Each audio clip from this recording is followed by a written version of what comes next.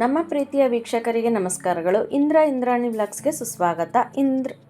ಇಂದ್ರಾಣಿ ವ್ಲಾಗ್ಸಲ್ಲಿ ಇವತ್ತು ನಾನು ಹಣ್ಣು ಬೀನ್ಸಿನ ಕಾಳು ಮತ್ತು ಚಿಕನ್ ಸಾರನ್ನ ಹೇಗೆ ಮಾಡೋದು ಅಂತ ತೋರಿಸ್ತಾ ಇದ್ದೀನಿ. ಮೊದಲಿಗೆ ಚಿಕನ್ ಸಾರು ಹೇಗೆ ಹಣ್ಣು ಬೀನ್ಸ್ ಕಾಳು ಹಾಕಿ ಚಿಕನ್ ಸಾರು ಹೇಗೆ ಮಾಡೋದು ಅಂತ ನೋಡ್ಕೊಳ್ಳೋಣ ಬನ್ನಿ. ಮೊದಲಿಗೆ ಒಂದು ಬಾಣಲಿ ಇಟ್ಕೊಂಡಿದ್ದೀನಿ, ಅದಕ್ಕೆ ಒಂದು 2 ಸ್ಪೂನ್ ಎಣ್ಣೆ ಹಾಕ್ಕೊಳ್ತಾ ಇದ್ದೀನಿ. ಎಣ್ಣೆ ಹಾಕ್ಕೊಂಡಿದ್ದಾದಮೇಲೆ ಅದಕ್ಕೆ ಒಂದು ದೊಡ್ಡ ಈರುಳ್ಳಿನ ಹಾಕ್ಕೊಳ್ತಾ ಇದ್ದೀನಿ.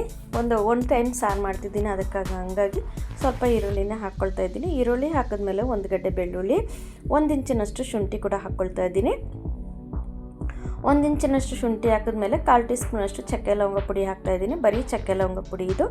ಚಕ್ಕೆ ಲವಂಗ ಪುಡಿ ಹಾಕಿದ್ಮೇಲೆ ನಾನು ಒಂದು 6-7 ಒಣಗಿದ ಮೆಣಸಿನ್ಕಾಯಿ, ಗುಂಟೂರು ಒಣಗಿದ ಮೆಣಸಿನ್ಕಾಯಿ ಹಾಕ್ತಾಯಿದ್ದೀನಿ. ಗುಂಟೂರು ಒಣಗಿದ ಮೆಣಸಿನ್ಕಾಯಿ ಹಾಕಿದ್ಮೇಲೆ ಅದರ ಜೊತೆಗೆ ಒಂದು 10 ಬ್ಯಾಡಗೆ ಮೆಣಸಿನ್ಕಾಯಿನ ಹಾಕ್ಕೊಳ್ತಾ ಇದ್ದೀನಿ. ಬ್ಯಾಡಗೆ ಮೆಣಸಿನ್ಕಾಯಿ ಹಾಕ್ಕೊಂಡು ಇದಕ್ಕೆ ಖಾರಕ್ಕೋಸ್ಕರ ಹಾಕ್ತಾಯಿದ್ದೀನಿ. ಒಂದು 3-4 ಹಸಿಮೆಣ್ಸಿನ್ಕಾಯಿನ ಹಾಕ್ಕೊಂಡಿದ್ದೀನಿ. ರುಚಿಗೋಸ್ಕರ 4 ಹಸಿಮೆಣ್ಸಿನ್ಕಾಯಿನ ಹಾಕ್ಕೊಂಡಿದ್ದೀನಿ. ಇದನ್ನೆಲ್ಲ ಸ್ವಲ್ಪ ಚೆನ್ನಾಗಿ ನಾವು ಫ್ರೈ ಮಾಡ್ಕೋಬೇಕಾಗುತ್ತೆ. ಅದರಲ್ಲೇ ಮೆಣಸಿನ್ಕಾಯಿ ಕೂಡ ಚೆನ್ನಾಗಿ ಕ್ರಿಸ್ಪಿ ಆಗುತ್ತೆ, ನೈಸಾಗಿ ರುಬ್ಬೋದಕ್ಕೆ ಹೆಲ್ಪ್ ಆಗುತ್ತೆ. ಇದಕ್ಕೆ ಒಂದು ಟೊಮೆಟೊನ ಹಾಕ್ಕೊಂಡಿದ್ದೀನಿ, ಮೀಡಿಯಮ್ ಸೈಜಿನ ಟೊಮೆಟೊ ಹಾಕ್ಕೊಂಡಿದ್ದಾದಮೇಲೆ ಒಂದು ಅರ್ಧ ಕಪ್ಪಿನಷ್ಟು ತೆಂಗಿನಕಾಯಿ ಕೂಡ ಕಟ್ ಮಾಡಿ ಹಾಕ್ಕೊಂಡಿದ್ದೀನಿ. ತೆಂಗಿನಕಾಯಿ ಕಟ್ ಮಾಡಿ ಹಾಕ್ಕೊಂಡ್ಮೇಲೆ ಎಲ್ಲ ಟೊಮೆಟೊ ಸ್ವಲ್ಪ ಮೆತ್ತಗಾಗೋವರೆಗೂ ಎಲ್ಲನೂ ಫ್ರೈ ಮಾಡ್ಕೊಳ್ಳೋಣ. ಫ್ರೈ ಮಾಡ್ಕೊಂಡಿದ್ದಾದಮೇಲೆ ನಾವಿವಾಗ ಚೆನ್ನಾಗಿ ಫ್ರೈ ಆಗಬೇಕು. ನೋಡಿ, ಒಂದು 5 ನಿಮಿಷ ನಾವು ಚೆನ್ನಾಗಿ ಫ್ರೈ ಮಾಡ್ಕೋಬೇಕಾಗುತ್ತೆ. ಇದರ ಜೊತೆಗೆ ನಾನು ಒಂದು ಅರ್ಧ ಟೀ ಸ್ಪೂನಷ್ಟು ಸೋಂಪು ಕಾಳನ್ನು ಹಾಕಿದ್ದೀನಿ. ಸೋಂಪು ಕಾಳು ಹಾಕಿದ್ಮೇಲೆ ಅದನ್ನು ಕೂಡ ಸ್ವಲ್ಪ ಚೆನ್ನಾಗಿ ಫ್ರೈ ಮಾಡ್ಕೊಳ್ಳೋಣ. ಅದನ್ನು ಕೂಡ ಫ್ರೈ ಮಾಡ್ಕೊಂಡಿದ್ದಾದಮೇಲೆ ನಾವು ಇವಾಗ ನೋಡಿ ಒಂದು 5 ನಿಮಿಷ ನಾವು ಫ್ರೈ ಮಾಡ್ಕೊಂಡಿದ್ವಿ. ಫ್ರೈ ಮಾಡ್ಕೊಂಡಿದ್ದಾದಮೇಲೆ ಇವಾಗ ನಾವು ಇದನ್ನು ಸ್ಟವ್ ಆಫ್ ಮಾಡ್ಕೊಂಬಿಡೋಣ. ಸ್ಟವ್ ಆಫ್ ಮಾಡ್ಕೊಂಡಿದ್ದಾದಮೇಲೆ ನೋಡಿ, ಅರ್ಧ ಟೀ ಸ್ಪೂನ್ ಅರಿಶಿನ ಪುಡಿ ಹಾಕ್ತಾಯಿದ್ದೀನಿ. ಯಾವುದೇ ನಾನ್ ವೆಜ್ ಮಾಡಿದ್ರೂ ಸ್ವಲ್ಪ ಅರಿಶಿನ ಪುಡಿ ಜಾಸ್ತಿ ಹಾಕಬೇಕಾಗುತ್ತೆ. 1 ಟೀ ಸ್ಪೂನಷ್ಟು ಗಸಗಸೆ ಹಾಕಿದ್ದೀನಿ. ಒಂದು 4 ಸ್ಪೂನಷ್ಟು ಧನಿಯಾ ಪುಡಿ ಹಾಕ್ತಾಯಿದ್ದೀನಿ. ಧನಿಯಾ ಪುಡಿ ಹಾಕಿದ್ಮೇಲೆ ಸ್ವಲ್ಪ ಕೊತ್ತಂಬರಿ ಸೊಪ್ಪು ಕೂಡ ಹಾಕ್ಕೊಳ್ತಾ ಇದ್ದೀನಿ. ಸ್ವಲ್ಪ ಕೊತ್ತಂಬರಿ ಹಾಕ್ತಾಯಿದ್ದೀನಿ, ಯಾಕಂದರೆ ಜಾಸ್ತಿ ಹಾಕಿದ್ರೆ ಹಸಿರು ಕಲರ್ ಬಂದುಬಿಡುತ್ತೆ. ಹಾಗಾಗಿ ನಾನು ಒಣಖಾರ ಹಾಕ್ತಿರೋದ್ರಿಂದ ನಾನು ಹಸಿಮೆಣ್ಸಿನ್ಕಾಯಿ ಕೊತ್ತಂಬರಿನ ಸ್ವಲ್ಪ ಹಾಕಿದ್ದೀನಿ. ಗಸಗಸೆನ ಕೂಡ 1 ಸ್ಪೂನ್ ಹಾಕ್ಕೊಂಡಿದ್ದೀನಿ. ಹಾಕ್ಕೊಂಡಿದ್ದಾದಮೇಲೆ ಇದನ್ನೆಲ್ಲ ಸ್ವಲ್ಪ ಚೆನ್ನಾಗಿ ತಿರುಗಿಸ್ಕೊಂಬಿಡೋಣ. ಸ್ಟವ್ ಆಫ್ ಮಾಡ್ಕೊಂಡಿದ್ದೀವಲ್ಲ, ಆ ಬಿಸಿಗೆ ತಣ್ಣಗಾಗೋದಕ್ಕೆ ಬಿಟ್ಬಿಟ್ಟು ಮಸಾಲೆ ರುಬ್ಕೊಳ್ಳೋಣ. ಮಸಾಲೆ ರುಬ್ಬಿದಾಗಿದೆ. ಇವಾಗ ನಾವು ಸಾರಿಗೆ ರೆಡಿ ಮಾಡ್ಕೊಳ್ಳೋಣ. ಇವಾಗ ನಾನೊಂದು 3 ಸ್ಪೂನ್ ಎಣ್ಣೆ ಹಾಕ್ಕೊಳ್ತಾ ಇದ್ದೀನಿ. ಆವಾಗಲೇ 1-2 ಸ್ಪೂನ್ ಹಾಕ್ಕೊಂಡಿದ್ದೆ. ಇವಾಗ ಒಂದು ಚಿಕ್ಕ ಈರುಳ್ಳಿನ ಸಣ್ಣದಾಗಿ ಕಟ್ ಮಾಡಿ ಹಾಕ್ಕೊಂಡಿದ್ದೀನಿ. ಚಿಕನ್ ಹಾಗೆ ಹಾಕಿದ್ರೆ ಪಾತ್ರೆಗೆ ಅಂಟ್ಕೊಂಡ್ಬಿಡುತ್ತಲ್ವ, ಹಂಗಾಗಿ ನಾನು ಸ್ವಲ್ಪ ಈರುಳ್ಳಿನ ಹಾಕ್ಕೊಂಡಿದ್ದೀನಿ. ಈರುಳ್ಳಿನ ಹಾಕ್ಕೊಂಡಾಗ ನಮಗೆ ಚಿಕನ್ ಅಂಟೋದಿಲ್ಲ. ಇದಕ್ಕೆ ನಾನು 1 kg ಚಿಕನನ್ನು ಹಾಕ್ಕೊಳ್ತಾ ಇದ್ದೀನಿ. 1 kg ಚಿಕನ್ ಹಾಕ್ಕೊಂಡು ಸ್ವಲ್ಪ ಚೆನ್ನಾಗಿ ನಾವು ಫ್ರೈ ಮಾಡ್ಕೋಬೇಕಾಗುತ್ತೆ, ತಿರುಗಿಸ್ಕೋಬೇಕಾಗುತ್ತೆ. 1 kg ಚಿಕನ್ನ ನಾವು ಅರಿಶಿನ ಪುಡಿ ಹಾಕಿ ಚೆನ್ನಾಗಿ ಒಂದು 3-4 ಸರಿ ತೊಳೆದಾದ್ಮೇಲೆ ನಾವು ಚೆನ್ನಾಗಿ ತಿರುಗಿಸ್ಕೊಂಬಿಡೋಣ. ಇದರಲ್ಲಿ ನೀರು ಬಿಡೋವರೆಗೂ ನಾವು ಚೆನ್ನಾಗಿ ಸ್ವಲ್ಪ ಫ್ರೈ ಮಾಡ್ಕೊಳ್ಳೋಣ. ತುಂಬ ಫ್ರೈ ಆಗಬಾರ್ದು.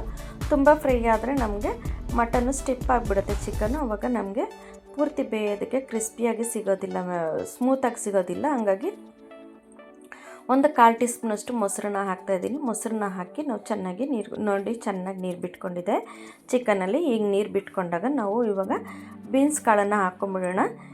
ಹಣ್ಣು ಬೀನ್ಸ್ ಕಾಳನ್ನು ಹಾಕ್ಕೊಂಬಿಡ್ತಾಯಿದ್ದೀನಿ. ಹಣ್ಣು ಬೀನ್ಸ್ ಕಾಳು 1 ಕಪ್ ಅಷ್ಟು ಹಾಕ್ಕೊಳ್ತಾ ಇದ್ದೀನಿ.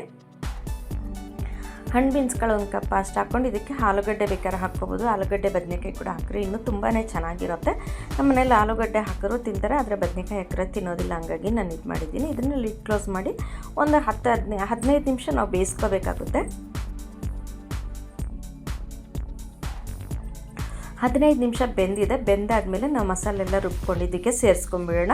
ಇದಕ್ಕೆ ನಾವು ಆಲ್ರೆಡಿ ಎಣ್ಣೆಲಿ ಚೆನ್ನಾಗಿ ಫ್ರೈ ಮಾಡ್ಕೊಂಡಿರೋದ್ರಿಂದ ನಾವು ಸಾರಿಗೆ ಡೈರೆಕ್ಟಾಗಿ ಸೇರಿಸ್ಕೊಬಿಡ್ತಾಯಿದ್ದೀನಿ. ಮಿಕ್ಸಿ ತೊಳೆದಿದ್ದ ನೀರಲ್ಲಿ ಒಂದು 1/4 ಕಪ್ ಅಷ್ಟು ನೀರು ಹಾಕ್ಕೊಂಡಿದ್ದೀನಿ. ಅದರ ಜೊತೆಗೆ ನಾನು ಒಂದು ಅರ್ಧ ಲೀಟ್ರಷ್ಟು ನೀರು ಹಾಕ್ಕೊಂಡಿದ್ದೀನಿ. ಜಾಸ್ತಿ ನೀರು ಹಾಕ್ಕೊಂಡಿಲ್ಲ ಸಾರಿಗೆ. ಅರ್ಧ ಲೀಟ್ರಷ್ಟು ನೀರು ಹಾಕ್ಕೊಂಡು ಸ್ವಲ್ಪ ಚೆನ್ನಾಗಿ ತಿರುಗಿಸಿ ಬಿಟ್ಬಿಡೋಣ. ರುಚಿಗೆ ತಕ್ಕಷ್ಟು ಉಪ್ಪು ಕೂಡ ಹಾಕ್ಕೊಂಬಿಡೋಣ. ಉಪ್ಪು ಹಾಕ್ಕೊಂಡು ನಾವು ಇವಾಗ ಚೆನ್ನಾಗಿ ತಿರುಗಿಸ್ಬಿಟ್ಟು ಉಪ್ಪು ಖಾರ ನೋಡಿಬಿಟ್ಟು ಲಿಡ್ ಕ್ಲೋಸ್ ಮಾಡಿ ನಾವು ಒಂದು 15 ನಿಮಿಷ ಮತ್ತೆ ನಾವು ಬೇಯಿಸ್ಕೊಂಡಾಗ ಕಾಳು ಮತ್ತು ಚಿಕನ್ ಎರಡು ಒಟ್ಟಿಗೆ ಬೆಂದ್ಬಿಡುತ್ತೆ. ನೋಡಿ, ಇವಾಗ ಉಪ್ಪು ಖಾರನ ಕರೆಕ್ಟಾಗಿ ನೋಡ್ಕೊಂಡ್ಬಿಡ್ಬೇಕಾಗುತ್ತೆ. ಕರೆಕ್ಟಾಗಿ ನೋಡಿಕೊಂಡು ನಾವು ಚೆನ್ನಾಗಿ ಕುದಿಯೋದಕ್ಕೆ ಬಿಟ್ಬಿಡ್ಬೇಕಾಗುತ್ತೆ. ನಾವು ಮೀಡಿಯಮ್ ಫ್ಲೇಮಲ್ಲಿ ಇಟ್ಟು ನಾವು ಚೆನ್ನಾಗಿ ಕುದಿಯೋಕ್ಕೆ ಬಿಟ್ಟರೆ ನೀರು ಹಿಂಗೋಗೋದಿಲ್ಲ ಮತ್ತು ಸಾರಿಗೂ ಕರೆಕ್ಟಾಗಿರುತ್ತೆ. ನನಗೆ ಸ್ವಲ್ಪ ಉಪ್ಪು ಅನ್ನಿಸ್ತು, ಹಾಗಾಗಿ ನಾನು ಏನು ಮಾಡ್ತಿದ್ದೀನಿ ಅಂದರೆ ಒಂದು ಟೊಮೆಟೊನ ಕಟ್ ಮಾಡಿ ಹಾಕ್ತಾಯಿದ್ದೀನಿ.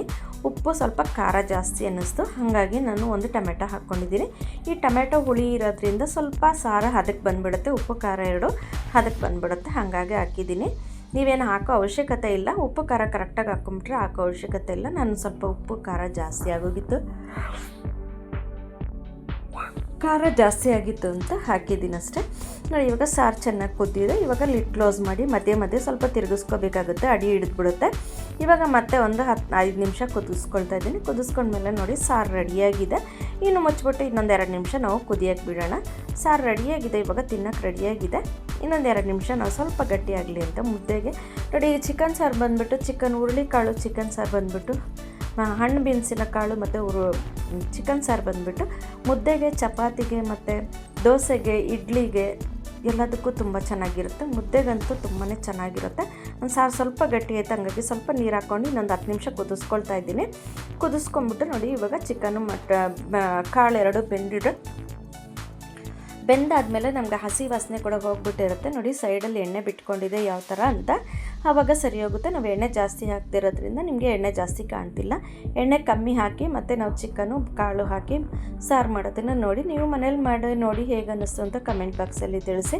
ನಿಮ್ಮ ನೆಂಟರಿಗೆ ಫ್ರೆಂಡ್ಸ್ಗೆಲ್ಲ ಶೇರ್ ಮಾಡಿ. ನಮ್ಮ ವೀಡಿಯೋನ ಮೊದಲನೇ ಸಾರಿ ಯಾರಾದರೂ ನೋಡ್ತಿದ್ದರೆ ದಯವಿಟ್ಟು ಸಬ್ಸ್ಕ್ರೈಬ್ ಮಾಡಿ, ಬೆಲ್ ಬಟನ್ ಒತ್ತಿ. ನಾವು ಹಾಕೋ ಪ್ರತಿ ವಿಡಿಯೋನೂ ನಿಮಗೆ ಬಂದು ಸೇರುತ್ತೆ. ನೋಡಿ ಹೇಗೆ ಅನ್ನಿಸ್ತು ಅಂತ ನಮಗೆ ಕಮೆಂಟ್ ಬಾಕ್ಸಲ್ಲಿ ತಿಳಿಸಿ. ನಮ್ಮದಿನ್ನೂ 3 ಚಾನಲ್ ಇದೆ, ಅದನ್ನು ಕೂಡ ಸಬ್ಸ್ಕ್ರೈಬ್ ಮಾಡ್ಕೊಳ್ಳಿ. ಇಂದಿರಾ ಮನೆ ಅಡುಗೆ ಚಾನಲ್ ಒಂದು, ಇಂದ್ರಾಣಿ ಇಂದಿರಾ ವ್ಲಾಗ್ಸ್ ಒಂದು, ಸೂಸನ್ ಇಂದಿರಾ ದೇವರ ವಾಕ್ಯಗಳು ಒಂದು. ನಮ್ಮ ವೀಡಿಯೋನ ಸ್ಕಿಪ್ ಮಾಡದೇ ನೋಡಿದ್ದಕ್ಕಾಗಿ ಧನ್ಯವಾದ.